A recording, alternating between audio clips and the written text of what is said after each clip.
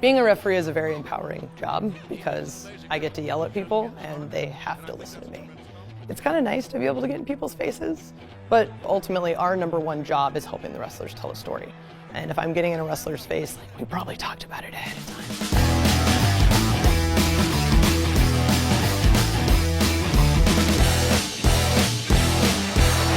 My name is Britney Albert, but most people probably know me as Aubrey Edwards, referee for All Elite Wrestling. I grew up in Northern California. I was a classical ballet dancer since I was 9 years old. And ever since I was little, I wanted to make video games. So I moved up to Seattle, went to a school called DigiPen Institute of Technology, got my 4-year bachelor's in computer science. My biggest claim to fame is I was a project lead on Scribblenauts, which was on Nintendo DS. We were a Wii launch title. I worked on that game for about 6.5 years, various different iterations of it. Most people end up watching wrestling as a kid, and that's not something I did. My dad said it was stupid and that it's fake and you shouldn't watch it. But I first watched wrestling WrestleMania 27. A couple friends of mine had a party, and I literally have no idea what's going on.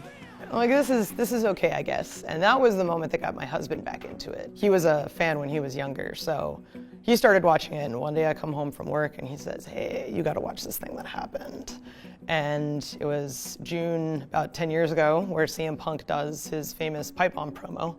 And from that moment, I was hooked. And I think part of that is because I had been a ballet dancer for so long, I immediately saw the performance aspect of it. Wrestling is really the only form of entertainment that has the relationship with the audience it does.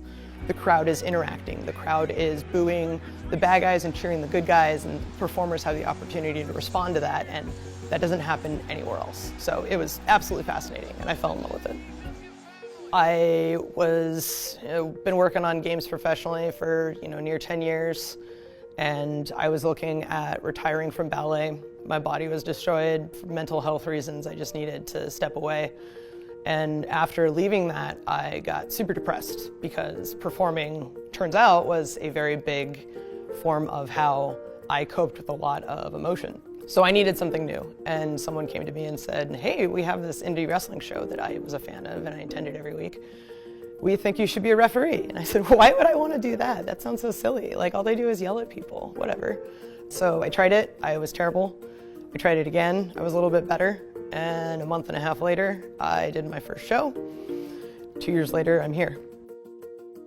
A professional wrestling referee is a very unique role in that a lot of people think we're just someone who officiates and enforces rules, when in actuality we have what seems like 12 jobs in a given moment. Yes, we're enforcing rules, but the rules are there to service the story. We're also in charge of helping the production of a television show. We're live on TV for 2 hours. We gotta be off the air at 9:59, and part of that is me communicating where we are in the show based on the times I'm getting from the back of my earpiece to the wrestlers so they can adjust accordingly and we can stick to the confines of what we're given to tell that story. I really like the punctuality of we have to be on the air at 8 and we have to be off the air then. And so for me, it's just a different format of, instead of following the schedule on a spreadsheet, you're following the schedule based on what Tony tells you. Day of television, I wake up, I hit the gym. I don't think a lot of people understand how in shape you have to be as a referee. Hangman Adam Page and Bryan Danielson go an hour, but I don't think people realize that Paul Turner was in there for an hour as well. And that's a lot to ask of a referee because you're reacting constantly to everybody and every movement that's happening. I'll end up hitting the venue pretty early. I get in the makeup chair first because there's a lot of girls that day and I know I'm on the show and I just want to get in and get out. I do a lot of just trying to communicate to people backstage as the wrestlers are figuring things out. We're meeting up with them, talking about finishes, talking about specific spots, different camera angles. We're working with the coaches to figure out what are the story elements we want to see. And it's just a lot of throwing a bunch of things at the wall and hoping it all sort of works out. A single day, we're filming a 2-hour episode of live television, but I mean, it's a 12 to 13-hour day for us. So today is the debut of Dynamite on TBS. And one of the things that I'm personally excited about, I even did my nails to match it, is the TBS Championship. So this has been a tournament we've had with the women's division, and I am very honored to be the person that will be reffing that match. Reffing the match itself is not terrifying. It's the act of, okay, I have this belt, I show it to people, now I need to make sure it's not held upside down. So that's that little panic attack that every ref has. It would still look good upside down. It's a very interesting thing being a woman in this role, because at the same time I don't want to be seen as a woman in this role, but I also know what it means to be in the prominent position I am. Coming from another male-dominated industry like video games, it's something that's sort of been on my mind my entire adult life, that there's not a lot of women, and what we're doing is super important for representation's sake and giving other women opportunities.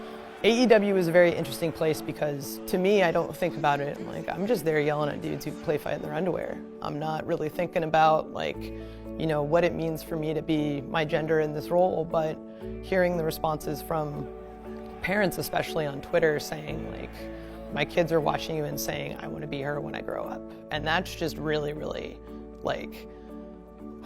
I had no idea, right? But now I see the impact that I'm having in wrestling, and that's really great. Something like being the first woman to ref a main event title match at a pay-per-view. We didn't do that so we could check the box.